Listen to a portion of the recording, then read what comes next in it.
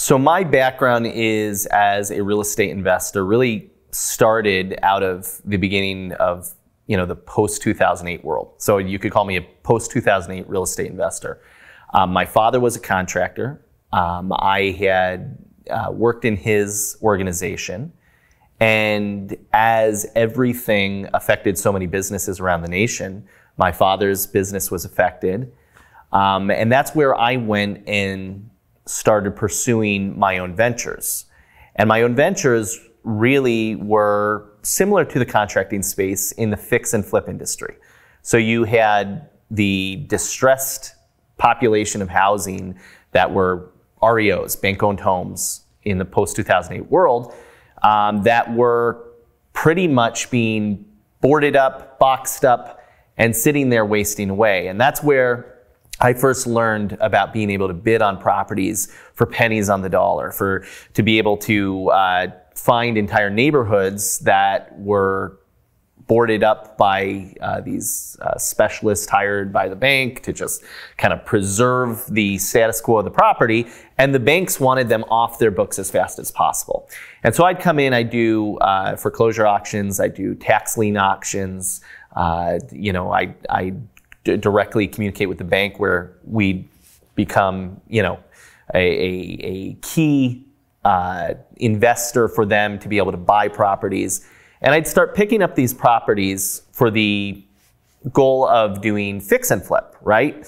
Seen HGTV, you go in there, place looks disgusting, there's an alligator in the backyard and flopping around in the swimming pool, and we go in there, clean it up, make it look like a totally different property.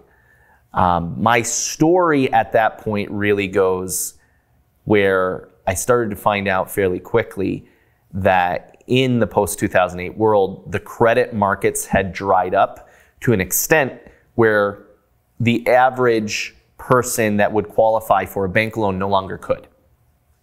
Those credit lines tightened up.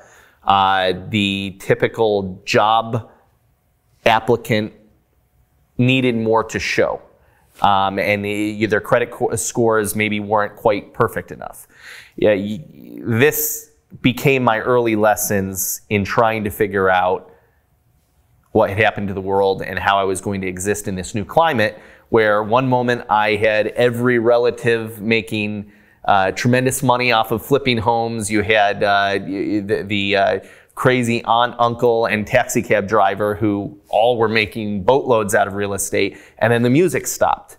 And when the music stopped, everybody realized they weren't experts, they were just, experiencing a bubble. And so at that time, I was dealing with picking up the pieces and learning about real estate.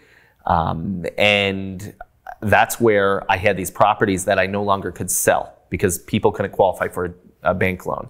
And so at that point, what happened was we started looking at it from a perspective of saying, all right, I've taken on this expensive debt called construction loans to be able to fix and flip the properties, but unfortunately they no longer can be sold.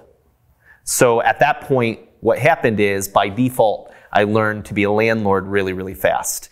And all of these properties that I was picking up from the bank with an intended sale date became rental properties. And so then you pick up one rental property, two rental properties. In fact, at the beginning, I was stuck with about 5 that I had intended to flip that unfortunately couldn't be flipped just because there weren't enough buyers. I was in Orlando, Florida, Orlando, Las Vegas. These were the epicenters for foreclosures in the nation. So definitely not a good place to be selling homes. And so I turned them into rental properties, and one thing led to another, and I started taking rental properties and growing them into multifamily property. What that means is I basically went from 1 to 5 to 10.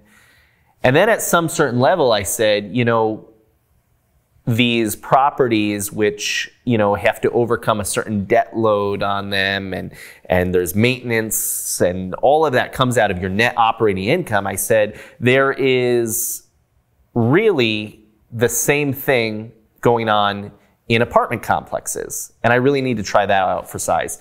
And that's where I got into the jump from started out as a fix and flipper, started by default becoming a multifamily property investor just because I had to manage rentals because I couldn't sell the homes.